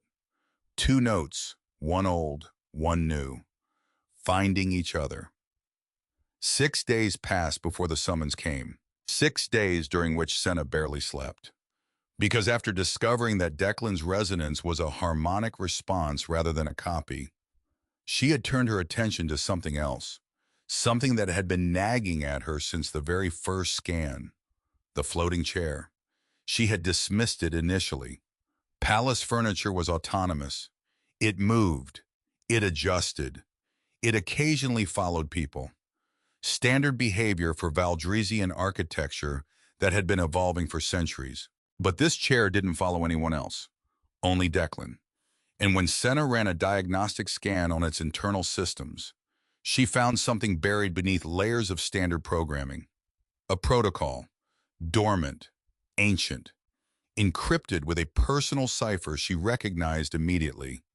King Caelan's cipher. She spent 3 nights decrypting it, working alone, in silence, because the implications of what she was finding were too significant to share before she was certain. And because what she found inside the protocol made her sit in the dark for 20 minutes, staring at nothing. She informed the Queen the following morning. Thesara listened, asked no questions, then issued a single command. Full court assembly, Royal Hall of Stars, midday. The summons arrived in Declan's quarters at dawn, not from a drone this time, not from a polite mechanical voice that paused for exactly 1 second before delivering uncomfortable news. This time, a single line, projected in pale gold light onto the wall. Full court assembly, Royal Hall of Stars, midday. No explanation, no context, no helpful footnote that said, "Don't worry, this probably isn't about you," because it was absolutely about him. Declan read the message twice. Then he looked at the floating chair, which had, as usual, positioned itself near the far wall, hovering, silent. "I don't suppose you know what this is about." The chair rotated 1 degree. "That's what I thought." He dressed slowly, carefully, not because he was nervous, but because when a man is about to stand before the ruling council of an alien empire, while generals who recently tried to have him killed sat in the same room. The least he could do was make sure his uniform was straight. He checked the mirror. The bruise above his left eye had faded. Mostly. A faint shadow remained, like a watercolor someone had tried to wash away but couldn't quite erase.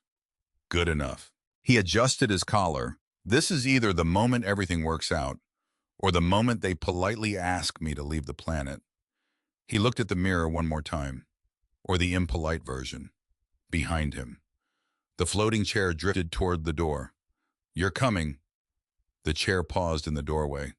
Fine, but if things go badly, you're my ride out of here. The Royal Hall of Stars was the largest chamber in the palace. Declan had read about it in the briefing files, but reading about it and standing inside it were two entirely different experiences.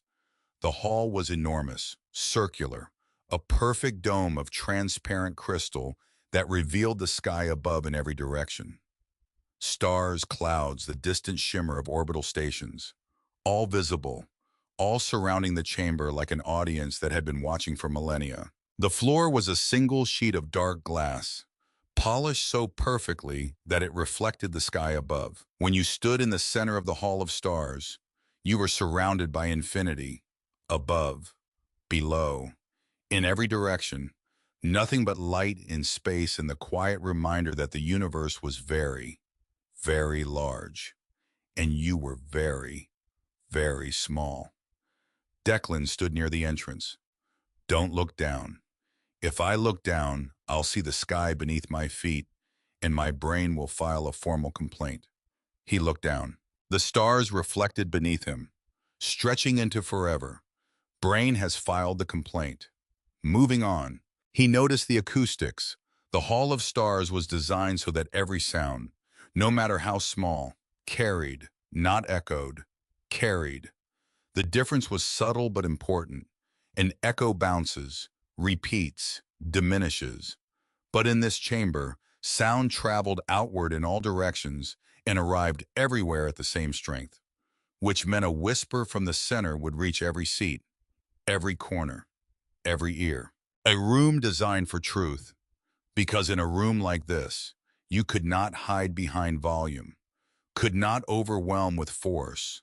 Every word arrived exactly as spoken, at exactly the same intensity, whether you whispered or shouted, which meant, if someone was going to speak in this chamber, they had better mean what they said. Declan felt the weight of that, the architectural honesty, a building that refused to let you lie by shouting. He noticed other things too, the way the seating was arranged in a wide curve. No one higher than anyone else, no elevated throne, no platform, just a gentle arc of positions surrounding a central open space, where the speaker stood, exposed, visible from every angle. This was not a courtroom, not a tribunal, not a place designed to create power imbalances between the accused and the judges. This was a conversation chamber, built for the exchange of truth between equals, or at least, between people who were temporarily pretending to be equals, for the duration of what needed to be said. Declan respected that design, even as it terrified him. The hall was filling. Council members took their positions at the curved ceremonial table. Scientists along the eastern wall, military officers on the western side, their posture rigid, their faces carved from stone. General Rovic was among them. He stood at the far end of the military section, straight, still, his silver-white hair catching the starlight, his expression revealing nothing. Declan looked at him, just for a moment, and Rovic looked back. The eye contact lasted less than 2 seconds, but in those 2 seconds, Declan saw something he hadn't seen before. Not anger, not hostility, not even the compressed pain from the first council meeting. Exhaustion, the kind that lives in your bones, the kind that comes from fighting a war inside yourself for so long that you've forgotten what peace feels like. Declan looked away first, not out of fear, out of respect. Queen Thesara entered last. She always entered last, not out of vanity, because when you are the most powerful person in a room, Your arrival is a signal that everything is about to begin. She walked to the center of the hall, the dome of stars above her, the reflection of stars below, silver hair flowing behind her, her presence filling the chamber the way gravity fills space. Invisible, inescapable, absolute. She did not sit. That detail registered with everyone. Queens sat.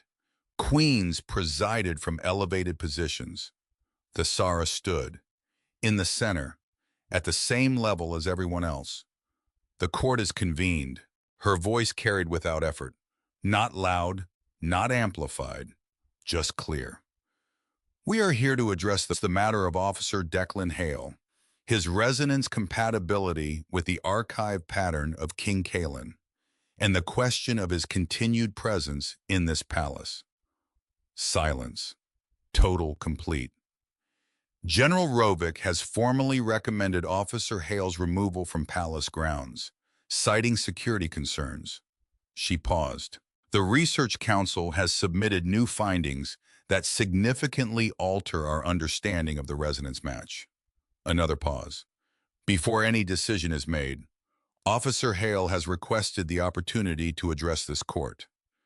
Declan blinked. Wait, I did? He looked at the Queen. She looked back, and in her eyes, he saw it. The smallest flicker. Not a command. An invitation. An opening she had created for him. A door she was holding open. All he had to do was walk through it. Oh, he straightened, took a breath, and walked to the center of the Hall of Stars. He had never spoken to a room like this before. He had given security briefings, filed incident reports, once delivered a best man speech at his partner's wedding that made 12 people cry, including the caterer, who didn't even know the groom. But this, a royal court, an alien empire, hundreds of eyes, some curious, some hostile, some waiting for him to say the wrong thing so they could justify sending him home. Declan stood in the center of the hall, stars above, stars below, the universe watching, and he did the only thing he knew how to do. He told the truth. I'm not a scientist, he began. I don't understand quantum resonance. I don't know why your machines say my energy pattern matches your king's, and I am absolutely certain that no one in this room is more confused about that than I am. A few council members shifted, not quite smiles, but close. When I accepted this assignment, I was told it was a standard protection detail. Guard the royal family, follow protocol, don't touch anything that glows. He glanced at the floating chair, which had somehow entered the Hall of Stars and was hovering near the eastern wall, blending in with the equipment. I have broken that last rule several times. The furniture is very persistent. The tension in the room cracked, just slightly, like ice on a pond that hasn't quite decided whether it's spring yet. Then Declan's expression shifted, the humor fading, something deeper rising. Then they scanned me, and everything changed. He paused, letting the silence work. I want to tell you something.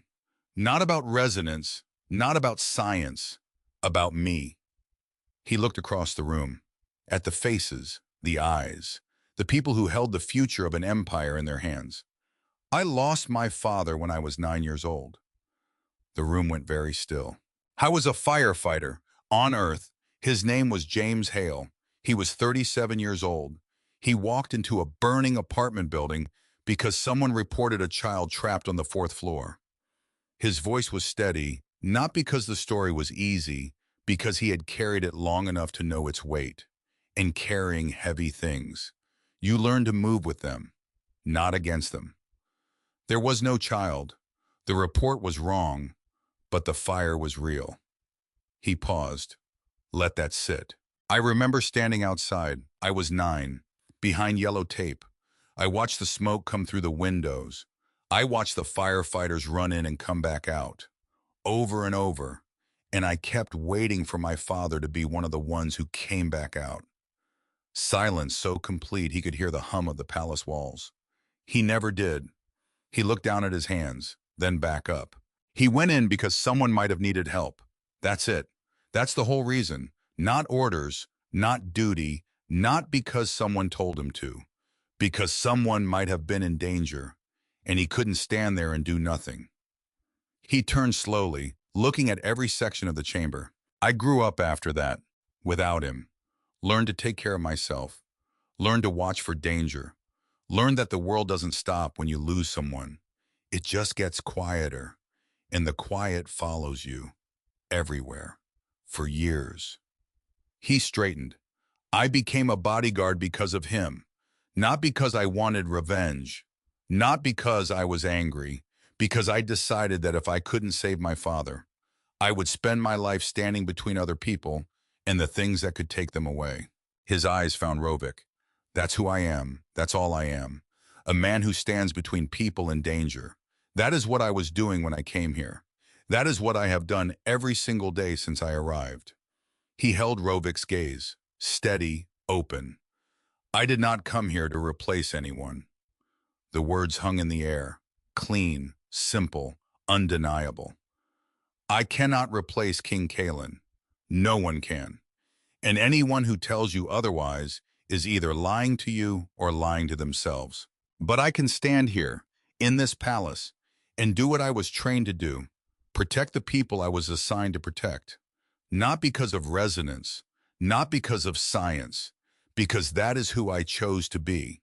He paused, and his voice changed. Not louder, not stronger, just more honest. If this court decides I should leave, I will leave, without argument, without resentment, because I respect the authority of this crown, and I understand the concern. A beat. But if you ask me what I want, another beat. For the first time in a very long time, I feel like I belong somewhere, and I don't fully understand why, but I'm not going to run from it. He stepped back, hands at his sides. Done. The Hall of Stars was quiet. The Thesara watched him return to his position, her expression unreadable. The mask of a queen who had learned long ago that showing emotion in public was a privilege she could rarely afford. But her hands, behind her back, were trembling, just slightly. She turned to the research council. Dr. Senna, your findings. Senna stepped forward, calm, professional, carrying data that she knew was about to change the shape of this conversation forever. Your Majesty, members of the court. She activated the holographic display. Two patterns appeared, floating in the starlit air of the dome, gold and silver, side by side. As the Queen is already aware from my preliminary briefing, a small but deliberate acknowledgement, the Thesara gave an almost imperceptible nod. Our deeper analysis has revealed that Officer Hale's resonance pattern is not a copy of King Caelan's archive signature. It is a fundamentally different structure. The display shifted, zoomed in, past the surface, into the foundational layers, where the two patterns diverge completely. In the simplest terms I can offer, King Caelan's pattern is a melody. Officer Hale's pattern is the harmony, not the same song. The next verse. Murmurs rippled across the chamber. The universe did not duplicate the king. It created someone who carries the exact resonance needed to complete the pattern King Caelan left behind. The Thesara raised one hand. Silence. Immediate. Dr. Senna, is there anything else? Senna hesitated, just for a moment.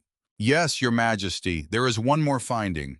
She turned toward the eastern wall, where the floating chair hovered. Regarding the autonomous furniture unit that has been following Officer Hale since his arrival. Every eye in the room turned to the chair. The chair did not move. Oh no, Declan thought. Please don't tell me the chair is about to become the most important thing in the room. This unit, Senna continued, is not standard palace furniture. It's happening.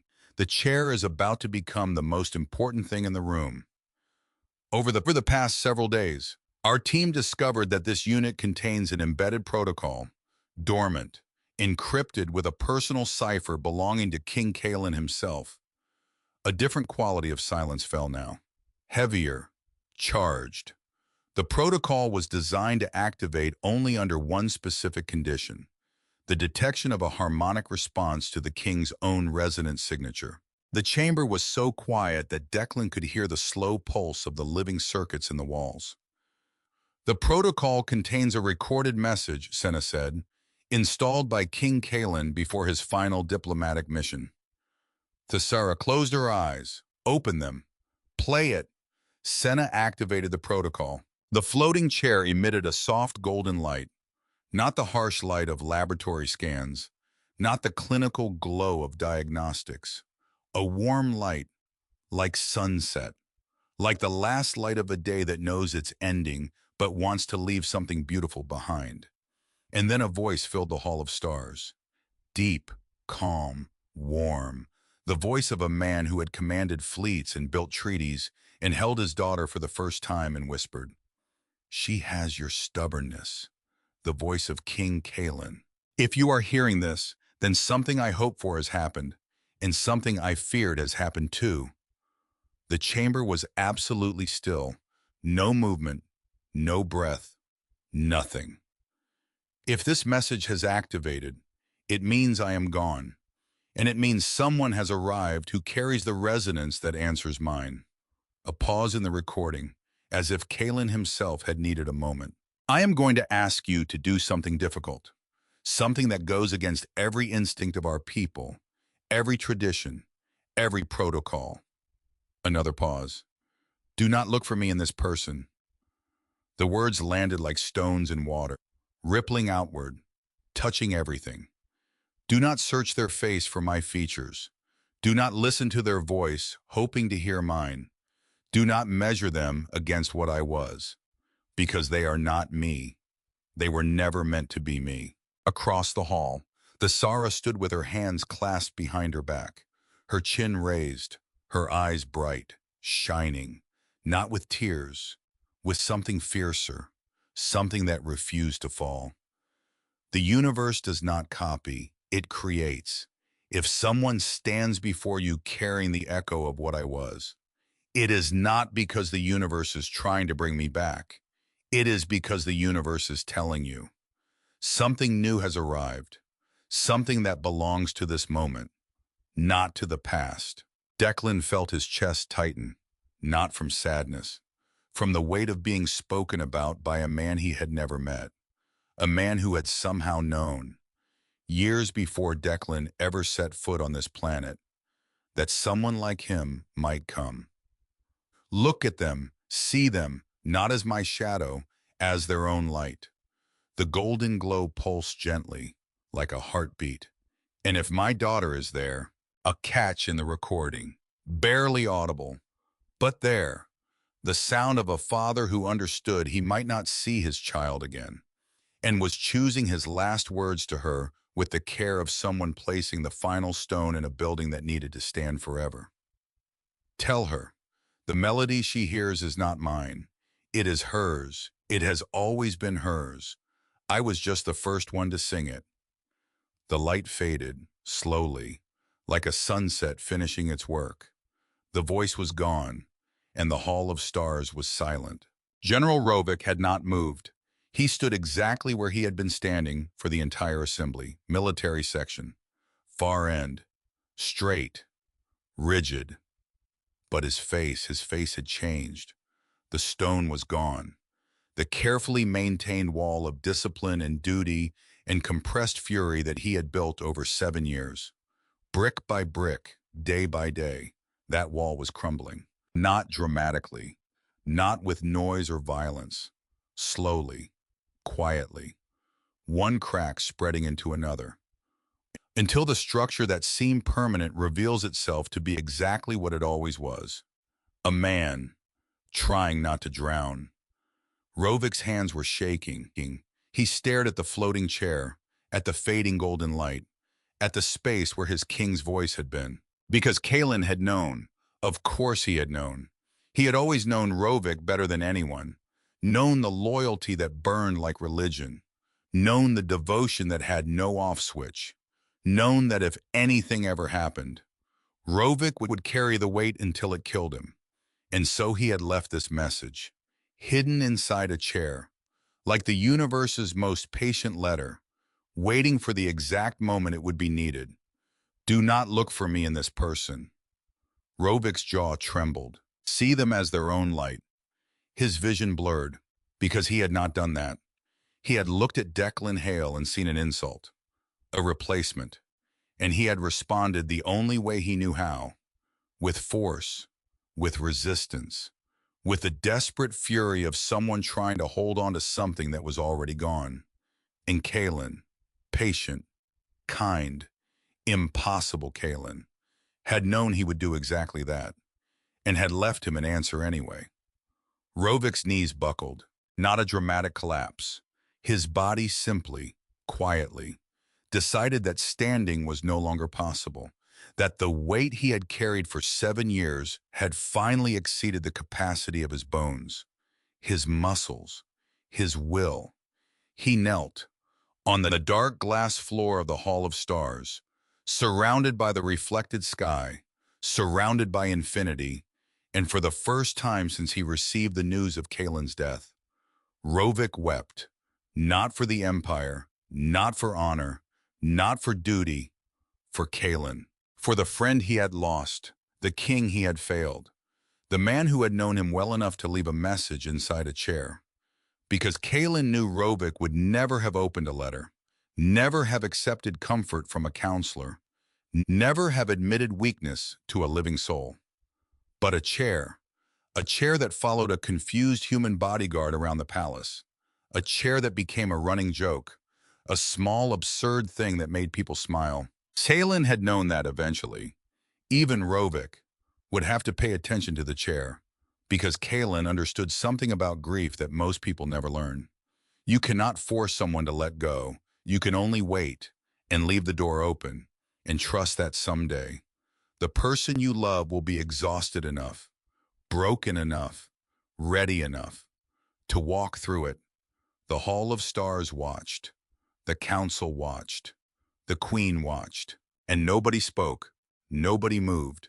Because what was happening on that dark glass floor was sacred, in the oldest sense of the word. The moment when a man finally allows himself to feel the thing he has been running from, and discovers that feeling it, while agonizing, does not kill him. It frees him. Declan moved first. He didn't plan it, didn't think about it, didn't calculate the political implications or the social protocols. He just walked. Across the Hall of Stars, past the council table, past the scientists, past the military officers who stood frozen. He walked to Rovik, and he knelt, not in submission, not in victory, beside him, the way one soldier kneels beside another, on the same ground, at the same level, without hierarchy, without judgment. Rovik looked up, his face wet, his eyes red. "I tried to have you killed," Rovik said, his voice raw, broken at the edges. "I know. You should hate me." Declan was quiet for a moment, a long moment. "My father walked into a burning building to save someone who wasn't there, and he died." Rovik stared at him. "For years I was angry, not at the fire, not at the building, at the person who made the false report, the person who said there was a child, when there wasn't." He paused. "I spent a long time hating someone I never met, for a mistake they probably never even knew they made." The stars reflected beneath them, infinite, patient. "And then one day I realized the hatred wasn't punishing them. It was punishing me. I was carrying someone else's mistake like it was my own, and it was crushing me." He looked at Rovik, directly, openly. "You didn't fail, King Caelan. The queen ordered you to stay. You followed orders. That's not failure. That's duty." Rovik's face contorted, the pain surfacing, fresh. "If I had been there, you might have died too." Silence. "And then who would have protected the princess, the queen? This palace?" Rovik said nothing, but something shifted behind his eyes. A tiny crack in the certainty. The first suggestion that maybe. The story he had told himself for 7 years wasn't the only version. He knew, Declan said quietly. The king knew you would blame yourself. That's why he left the message. Not for me, not for the queen. He looked at the floating chair, still hovering near the wall, glowing faintly. He left it for you. Rovik closed his eyes, and the last wall fell. The silence that followed was different from any other silence in the chamber. Not the stunned silence of revelation, not the respectful silence of diplomacy, not the careful silence of people waiting to see what happens next. This was the silence that follows a surrender, not a military surrender, not a political one. The kind of surrender that happens inside a person when they finally stop fighting the thing they've been fighting their entire adult life. When the fist unclenches, when the jaw unlocks, when the shoulders drop, when the breath comes in and goes out without being intercepted by rage or guilt or the relentless need to punish yourself for something that was never your fault. Rovik breathed, and Declan breathed, and neither of them moved. Because some moments are not about movement. They are about stillness, about two people occupying the same small space of grief and understanding, and discovering that the space is just barely large enough for both of them.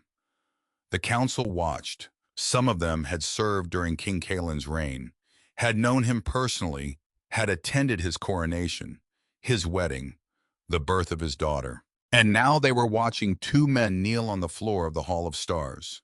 A human and a general, knighted by nothing except the simple, devastating, universal experience of losing someone you couldn't save. One of the elder advisors wiped her eyes, quickly, discreetly, a small gesture, but not small enough to escape notice. Because in the Hall of Stars, nothing escaped notice. That was the point. Princess Alina had watched everything from the northern edge of the chamber. She had not moved, had not spoken, had barely breathed. She had watched Declan walk to the center and speak about his father. The full story, the one he had only sketched for her in the garden. Now she heard the details.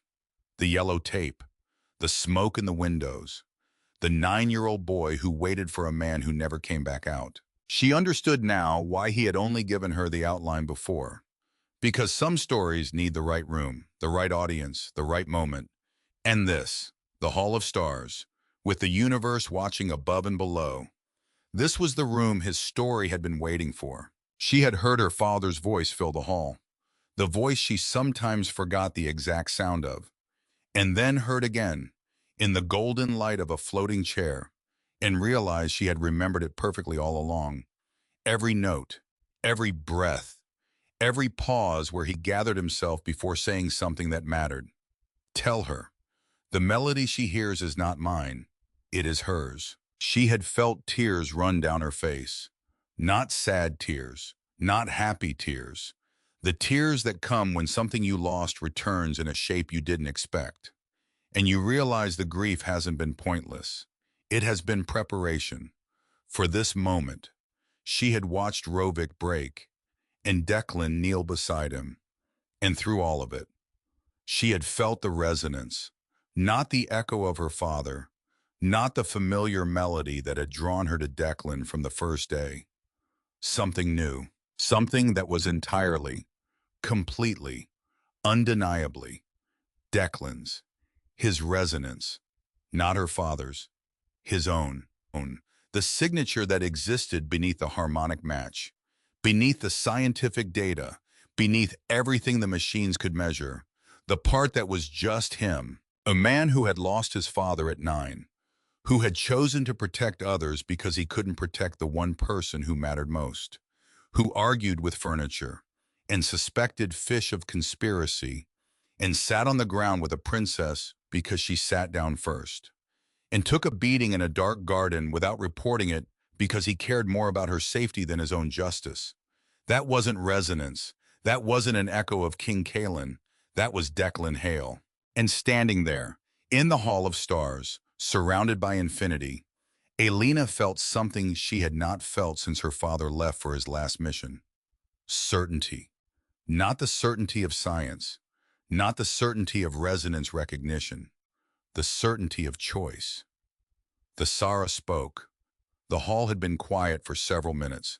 Nobody wanted to be the first to break it, because some silences are more eloquent than any speech. But queens do not have the luxury of silence.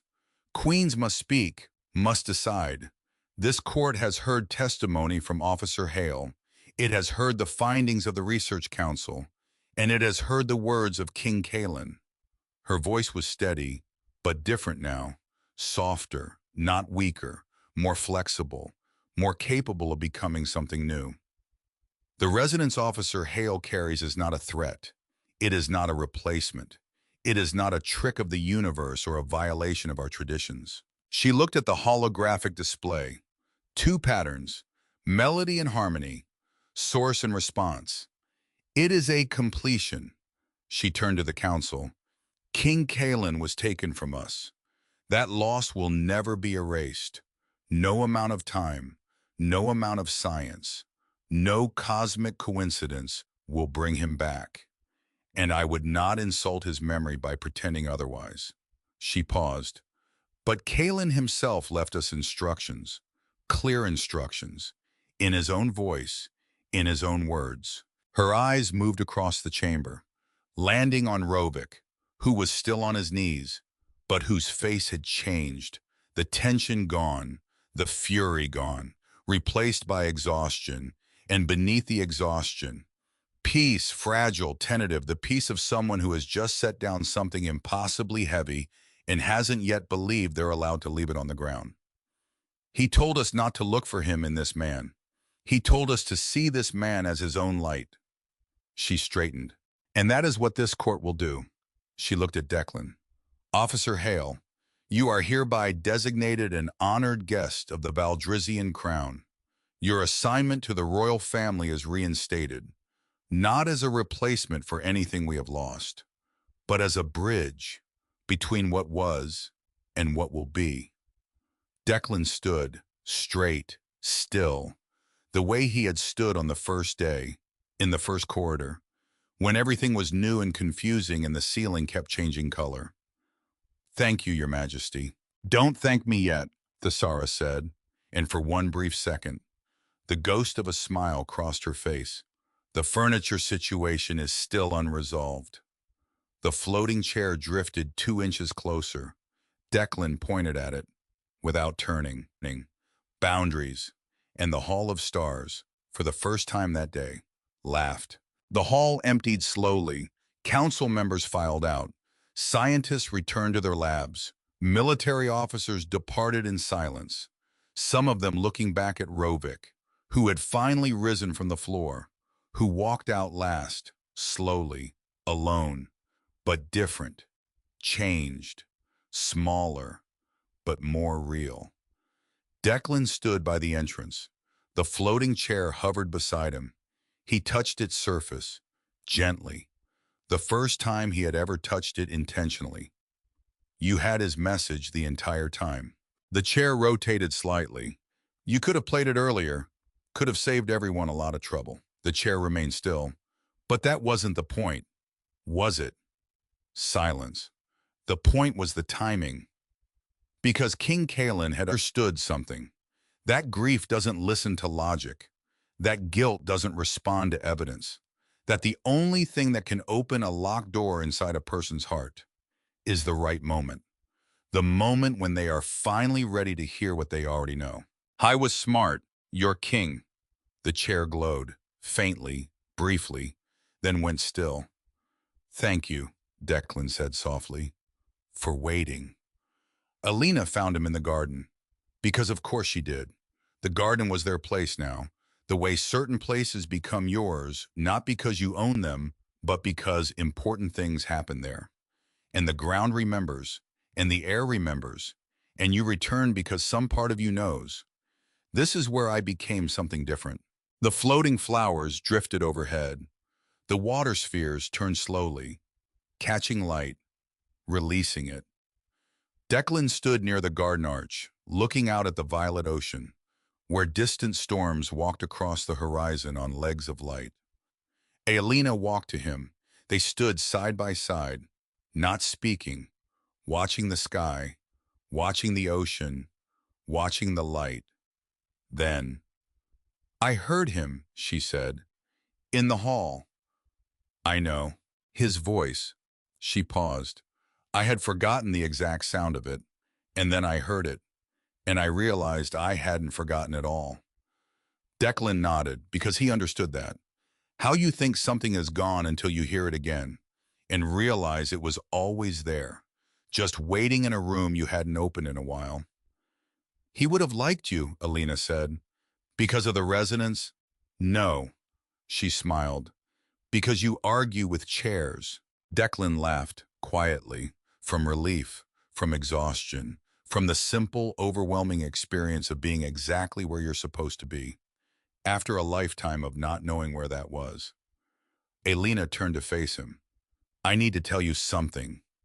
He waited. The melody. She looked at him, directly, completely, with the full force of Valdrizian perception. "I don't hear it anymore." Declan frowned. "The melody. Your father's melody." "Yes." "It's gone."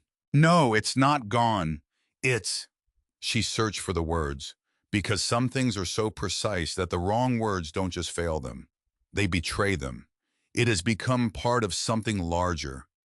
She reached out, and gently, carefully. She took his hand. "When I first saw you, I heard my father, his resonance, his echo, and I thought the universe was giving him back to me." Her fingers tightened around his. "But it wasn't giving him back. It was giving me something new, something that grew from the same soil, but bloomed into its own shape." She looked at their hands, together. "I don't hear his melody when I look at you anymore. Declan." He held his breath. "I hear yours."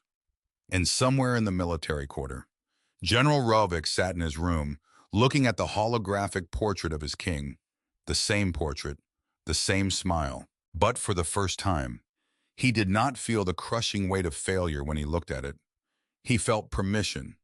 Permission to remember without bleeding, to honor without suffering, to love someone you've lost without destroying yourself in the process. He reached out, touched the hologram, his fingers passing through the light. "I heard you," he whispered. "You stubborn, impossible, magnificent man." And he let go. Not of the memory, never the memory, of the guilt. He set it down, gently, like a weapon he no longer needed. And he breathed, without the weight. He stood, walked to the window of his quarters, looked out at the stars, the same stars he had looked at every night for 7 years.